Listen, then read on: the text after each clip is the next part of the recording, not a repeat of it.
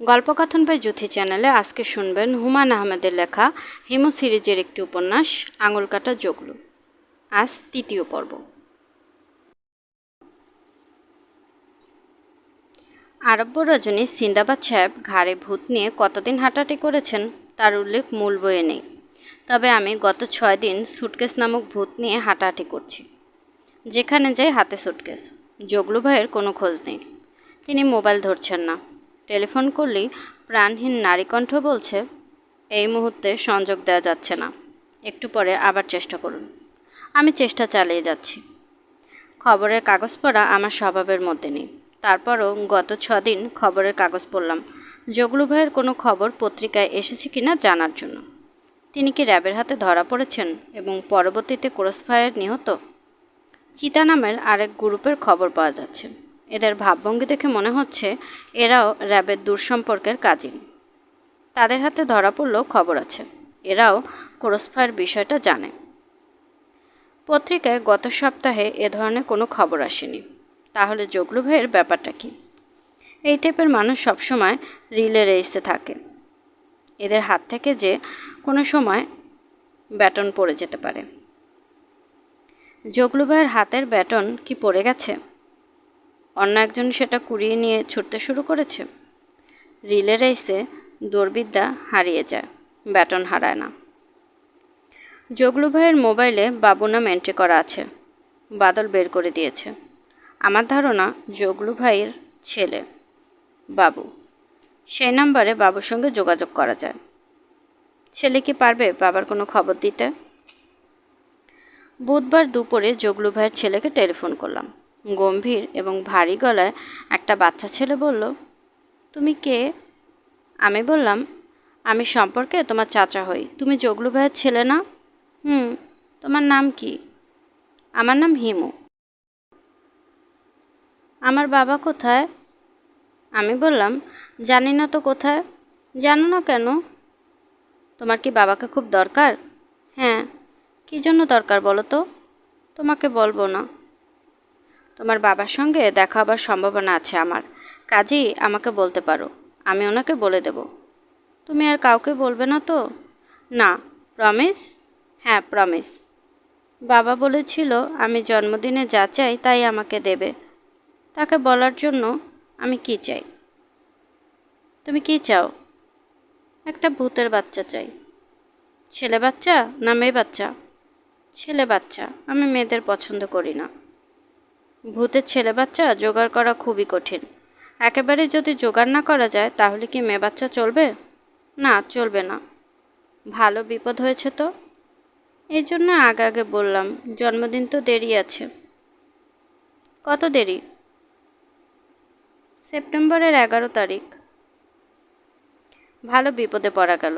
এত অল্প সময়ে ছেলে ভূতের বাচ্চা বের করা অতি জটিল ব্যাপার। আমার কলিজা পানি হয়ে যাবে।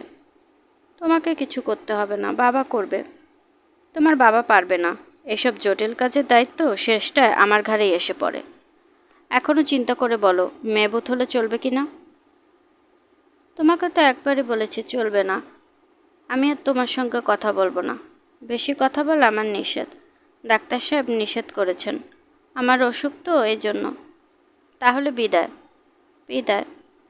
হ্যালো, শোনো, ভূতের বাচ্চা দিয়ে কী করবে? খেলবো। সে ঘুমাবে কোথায়? আমার সঙ্গে ঘুমাবে। ভয় পাবে তো। ভয় পাবো না। ভূতের বাচ্চারা ভালো হয়, তারা ভয় দেখায় না। আমি এখন আর তোমার সঙ্গে কথা বলবো না।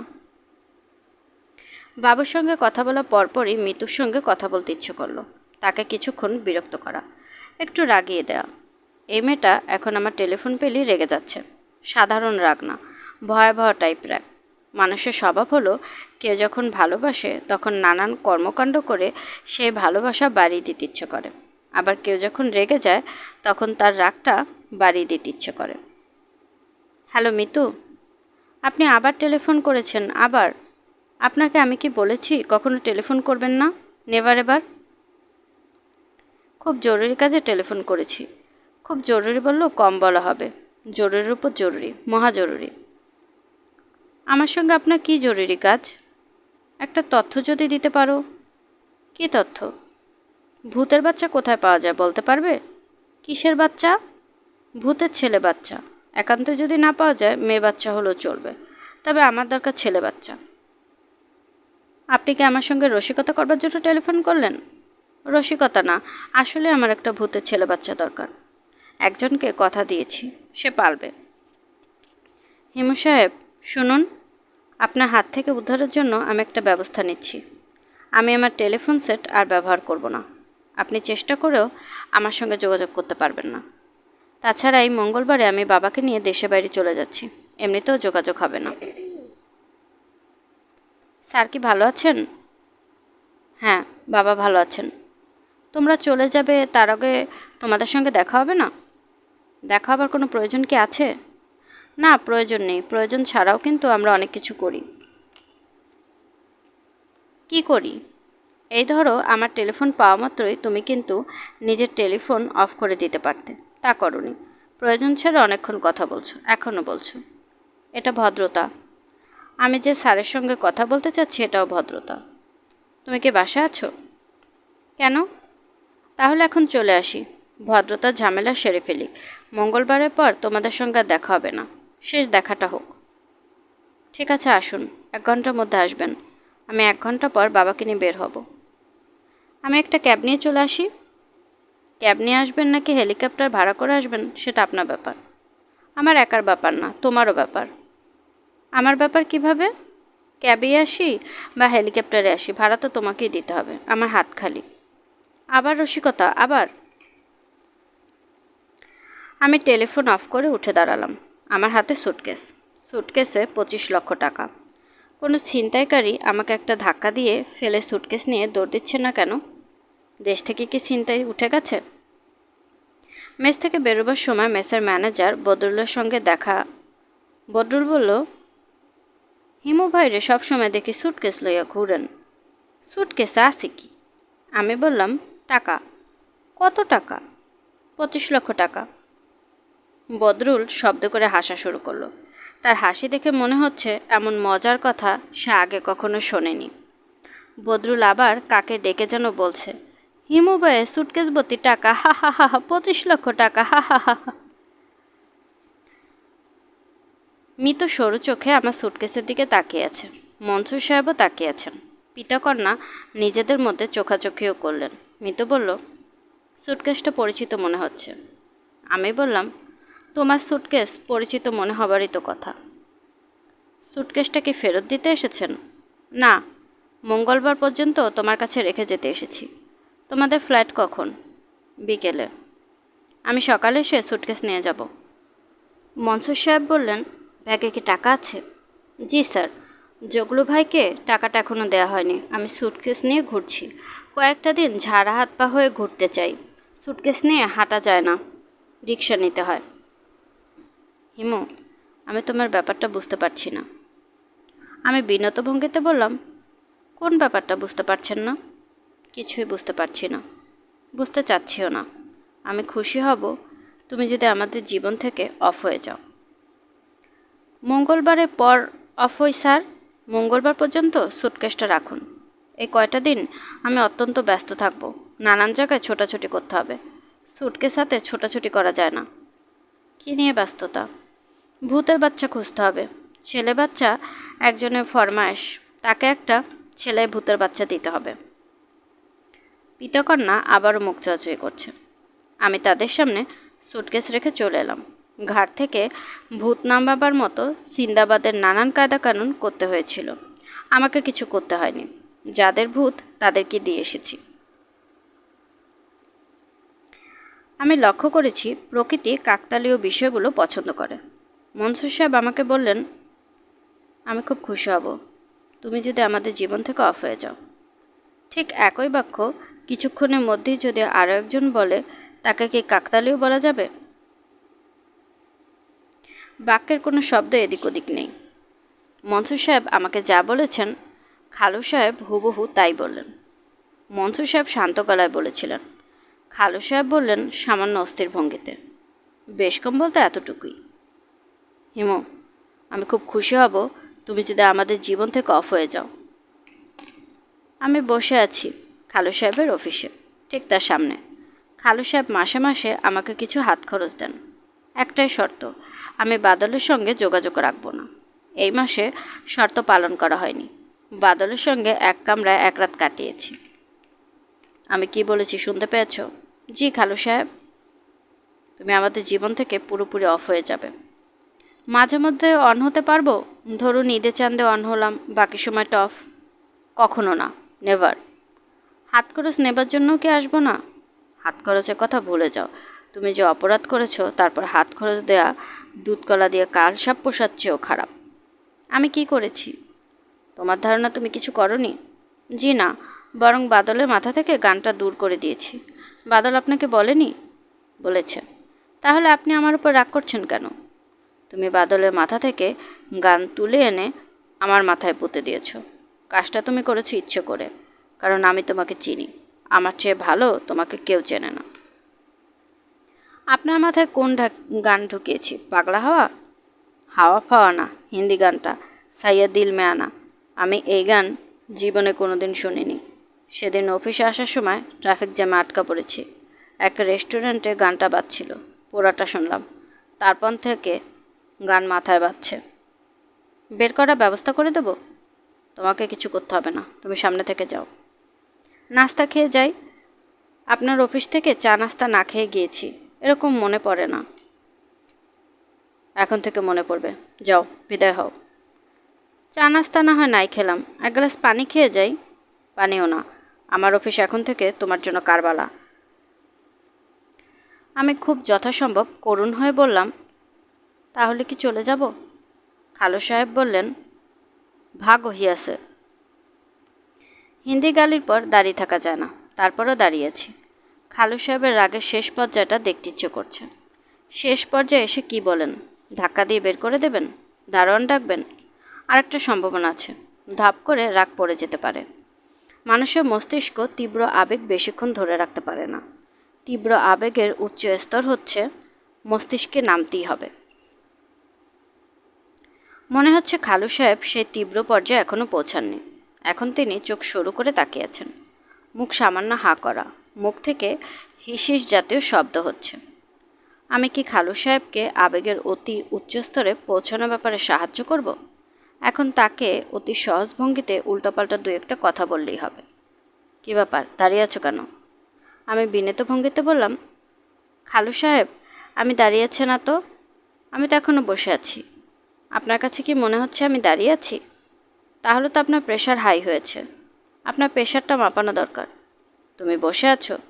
জি খালু সাহেব, আমি আপনার সামনে চেয়ারটায় বসে আছি।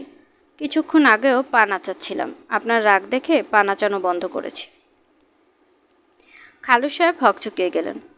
তিনি চোখে দেখছেন আমি দাঁড়িয়ে আছি। তাই দেখার কথা, কারণ আমি দাঁড়িয়ে আছি, অথচ আমার কথাও ফেলতে পারছেন না। খালু সাহেব, আমি চলে যাচ্ছি। আপনিও বাসায় চলে যান, রেস্ট নিন, ঘুমের ওষুধ খেয়ে টানা ঘুম দেন। এখনই কি আপনার কাছে মনে হচ্ছে আমি দাঁড়িয়ে আছি? হুম। আমার ধারণা আপনার মস্তিষ্ক অতিরিক্ত উত্তেজিত। আমার উপস্থিতি সম্ভবত আপনার মস্তিষ্ক নিতে পারছে না, আমি বরং চলে যাই। না, তুমি বসো।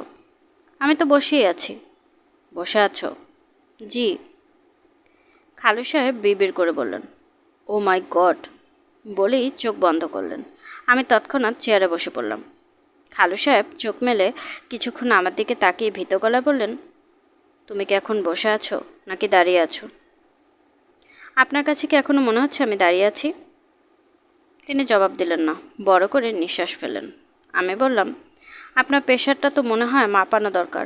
আমি কি ফার্মেসি থেকে কোনো একজনকে প্রেশার মাপার জন্য ধরে নিয়ে আসবো? খালু সাহেব ক্ষীণ গলায় বললেন, আরও কিছু সময় পার হোক। তুমি এখন বসে আছো না দাঁড়িয়ে আছো? বসে আছি। একটু দাঁড়াবে? অবশ্যই দাঁড়াবো। আমি উঠে দাঁড়াতে দাঁড়াতে বললাম, আপনার কাছে কি এখনো মনে হচ্ছে আমি বসে আছি? না। তাহলে তো মনে হয় আপনি ঠিক হয়ে গেছেন। খালু সাহেব, আমি যাই। যাই যাই করছো কেন? বসো। জি আচ্ছা, চা দিতে বলুন। চা খাই, চায়ের সঙ্গে নাস্তা, সকালে কিছু খাইনি। খালু সাহেব বেল টিপে বেয়ারাকে চা নাস্তার কথা বললেন। আমি চা খাচ্ছি। খালু সাহেব আমার দিকে তাকিয়ে আছেন, তবে এখন তার দৃষ্টি স্বাভাবিক। মস্তিষ্ক মনে হয় অতি উত্তেজিত অবস্থা থেকে নর্মাল অবস্থায় দ্রুত ফিরে আসছে। হেমো, জি খালু সাহেব? প্রশ্ন করলে সত্যি জবাব দেবে। অবশ্যই, আমি নিতান্ত প্রয়োজন ছাড়া মিথ্যা কথা বলি না।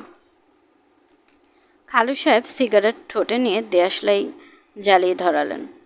প্রথমবারে পারলেন না, কাঠি নষ্ট হলো। সিগারেটে লম্বা লম্বা টান দিয়ে নাকে মুখে ধোঁয়া বের করতে করতে বললেন, তুমি আমার কাছে চা খেতে চেয়েছিলে, আমি না করে দিলাম।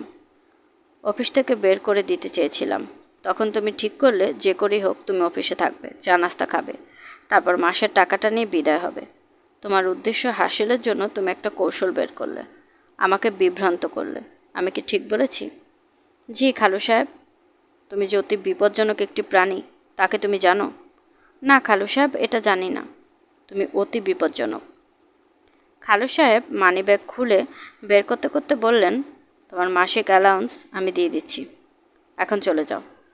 জি আচ্ছা, প্রতি মাসের 2 তারিখে এসে টাকা নিয়ে যেও। আমি তোমার অ্যালাউন্স বন্ধ করব না। Thank you. তবে তুমি আমার কাছে আসবে না, আমার সেক্রেটারির কাছ থেকে টাকা নিয়ে যাবে। খালু সাহেব সিগারেটের শেষ লম্বা টান দিয়ে সিগারেট অ্যাস্ট্রেতে রাখতে রাখতে বললেন, এখন তোমাকে অতি ভদ্রভাবে বলছি, চলে যাও। No hard feelings. আমি খালু সাহেবের অফিস থেকে সরাসরি চলে এলাম রমনা পার্কে। দুপুরে ঘুমানোর জন্য রমনা পার্ক অতি উত্তম জায়গা। এই সময় পার্ক থাকে ফাঁকা, যে কোনো একটা খালি বেঞ্চ দখল করে অতি সহজেই নেওয়া যায়। মাথার ওপর ঘন পাতার গাছ দেখে বেঞ্চ খুঁজে নিয়ে লম্বা হয়ে শুয়ে পড়া। মাথা মালিশের ছেলেপুলে দুপুরবেলা বেশি ঘুরঘুর করে, তাদের কোনো একজনকে ডেকে নিলে আরামের 16 গলা পূর্ণ হবে। এরা ঘন্টা হিসেবে মাথায় হাত বুলিয়ে দেয়, 5 টাকা করে ঘন্টা। এখন আমার মাথার উপর সাইজের ছাতিম গাছ, ছাতিম গাছের পাতার ছায়া পড়েছে। বেঞ্চে আমি পা লম্বা করে শুয়ে আছি। আমার মাথায় ঝাঁঝালো সরিষার তেল মালিশ করে দিচ্ছে জিতু মিয়া। তার দায়িত্ব শুধু তেল মালিশ করা না, আমি যেন নির্বিঘ্নে 2 ঘন্টা ঘুমোতে পারি সে ব্যবস্থা করা। জিতু মিয়া বলছে, ভাইজান নিশ্চিন্ত থাকেন। আমি নিশ্চিন্ত আছি। জিতু মিয়া মাথা মালিশের ব্যাপারে এক্সপার্ট বলে মনে হচ্ছে, নানানভাবে দলায় মলায় করছে। আমার চোখ ভারী হয়ে আসছে। ঘুমিয়ে পড়লে মাথা মালিশের আরাম থেকে বঞ্চিত হব বলে প্রাণপণে জেগে থাকার চেষ্টা করছি। জিতু মিয়ার সঙ্গে টুকটাক কথাও বলছি। দুপুরে খাওয়া দাওয়া হয়েছে? না। কিছু রোজগার হয় না? না। আমি প্রথম কাস্টমার? সকাল একজন পাইছিলাম, হে খারাপ কাজ করতেছে। তোর কি চুরির অভ্যাস আছে? অল্প বিস্তর আছে। চুরিটা করিস কখন? কাস্টমার ঘুমিয়ে পড়লে? জিতু মিয়া ফিক করে হেসে হ্যাঁ সূচক মাথা নাড়ল। আমি হাই তুলতে তুলতে বললাম, আমার পকেটে মোবাইল টেলিফোন আছে, টাকা আছে। চুরি যদি করিস মোবাইলটা নিস না, অন্যের জিনিস। আপনি নিশ্চিন্তে ঘুমান, আপনার জিনিস নিমু না। নিবি না কেন? আপনারে চিনি, আপনি হলদা সাধু। আমার নাম জানিস? আপনি হিমু ভাইজান। কতবার পার্কে এসে ঘুম গেছেন? একবার আপনার পকেট থেকে 700 টাকা চুরি গেছিল। তুই নিয়েছিলি? আমার ভাই নিয়েছিল। সে কই? তার খোঁজ নাই। তোরা কি 2 ভাই? একটা বোনও আছে। নাম কি বোনের?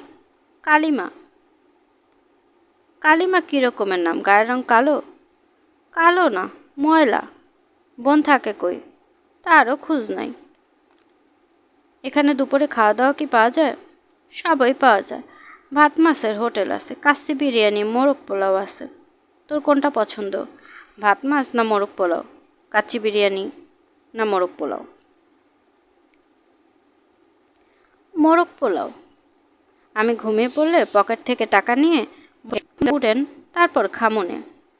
সেটাও খারাপ হয় না, আমিও দুপুরে কিছু খাইনি, একসঙ্গে খাবো। এরা মোরগ পোলাও রাধে কেমন? জব্বার রান্ধে, 1 মাইল দূর থেকে বাস আসে। এই জিনিস খেয়ে দেখা দরকার। ঘুম থেকে উঠিনি, ডাবল মোরগ পোলাও খাবো। কতক্ষণ ঘুমিয়েছি জানি না। ঘুম ভাঙলো মোবাইলের শব্দে। গানের মতো সুরে পকেটে মোবাইল বাজছে। কানে ধরতেই জগলু ভাই কঠিন গলা শোনা গেল, মোবাইল ধরো না কেন? রিংয়ের পর রিং হচ্ছে, ধরছো না।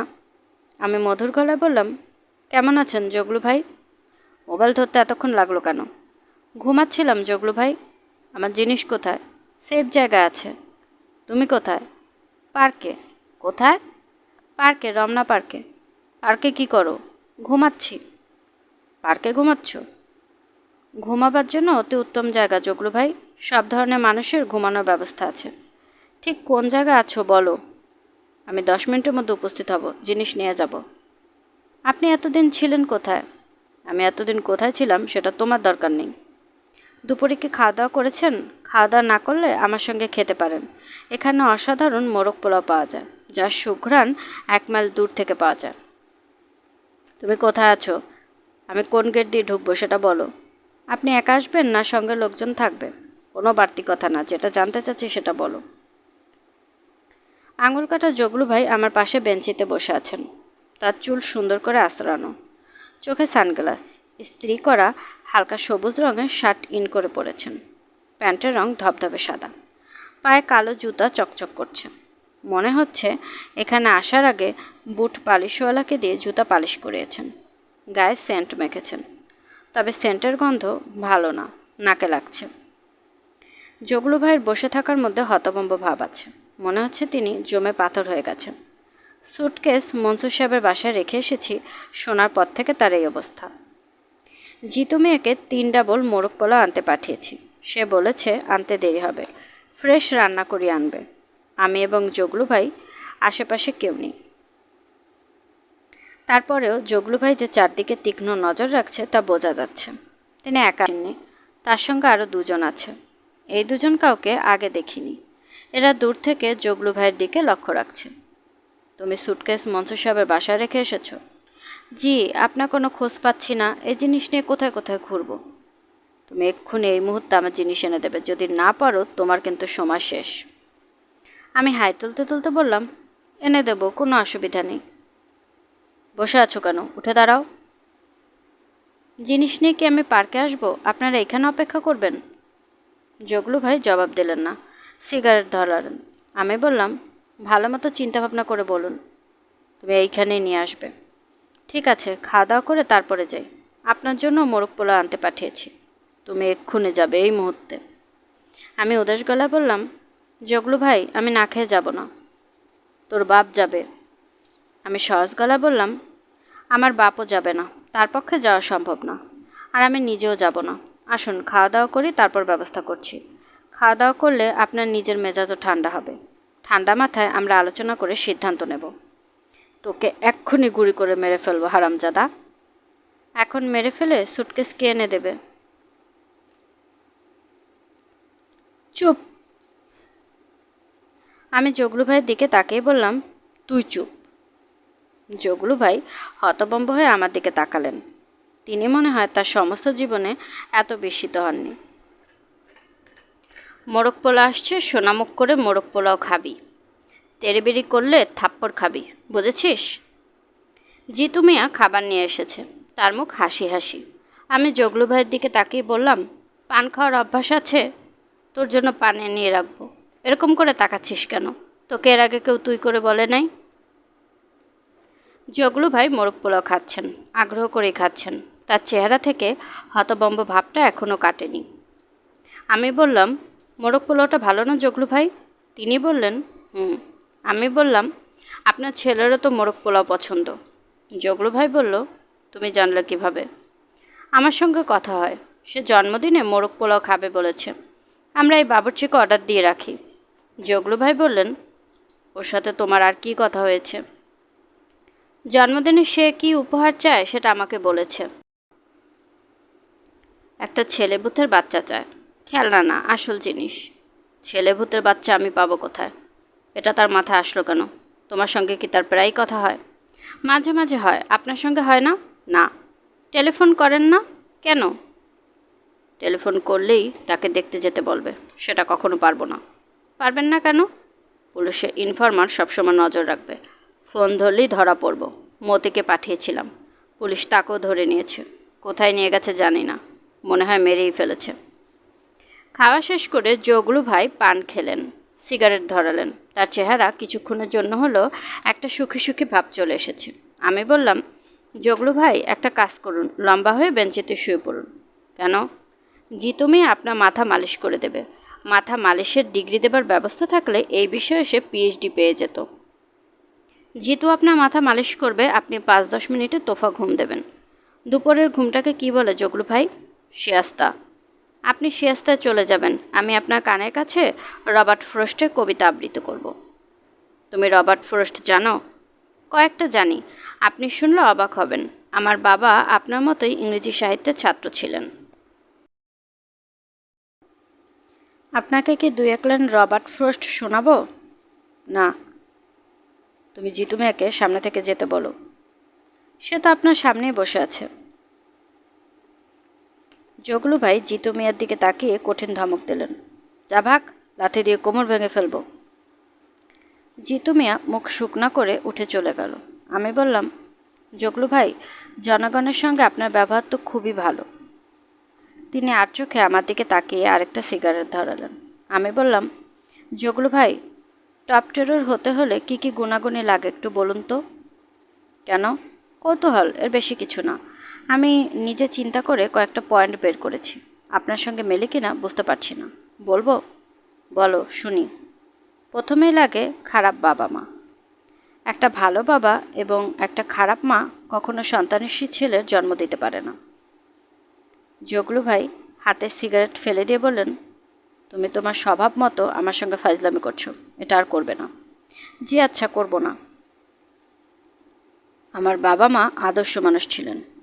বাবা নান্দিনা হাই স্কুলে অঙ্কের শিক্ষক। বাবার যে কোনো একজন ডেকে তুমি যদি বলো অঙ্ক বদরুলকে চেনেন, সেই ছাত্র চোখে পানি ফেলে দেবে। ওনার নাম অঙ্ক বদরুল? বাবা কীরকম মানুষ ছিল শুনতে চাও? চাই। বাবাকে যদি কেউ জিজ্ঞেস করতো, আপনার ছেলে মেয়ে কি, বাবা বলতো, আমার 2 মেয়ে, পুত্র সংখ্যা কয়েক হাজার।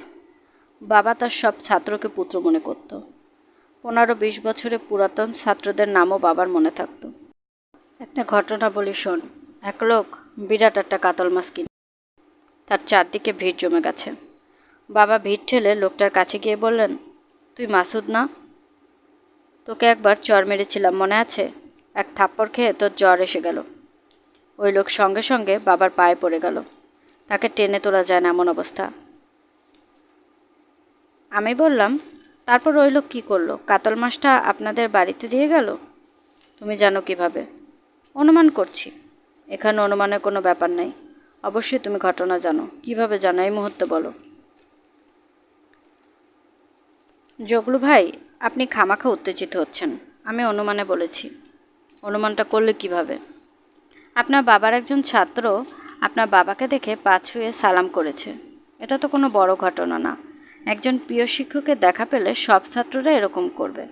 ওই ছাত্র বিশাল কাতল মাছটা আপনাদের বাড়িতে পৌঁছে দিয়েছে, এটাই ঘটনা। এই কারণে আপনি ঘটনাটা মনে রেখেছেন। তোমার যুক্তি ঠিক আছে। আমি বললাম, আপনার বাবা কি আপনার উত্থান দেখে যেতে পেরেছেন? জগলু ভাই জবাব দিলেন না। আমি বললাম, জগলু ভাই, আপনি আপনার বাবার গল্প খুব আনন্দ নিয়ে করেছেন। গল্পের এক পর্যায়ে দেখলাম আপনার চোখ চিকচিক করছে।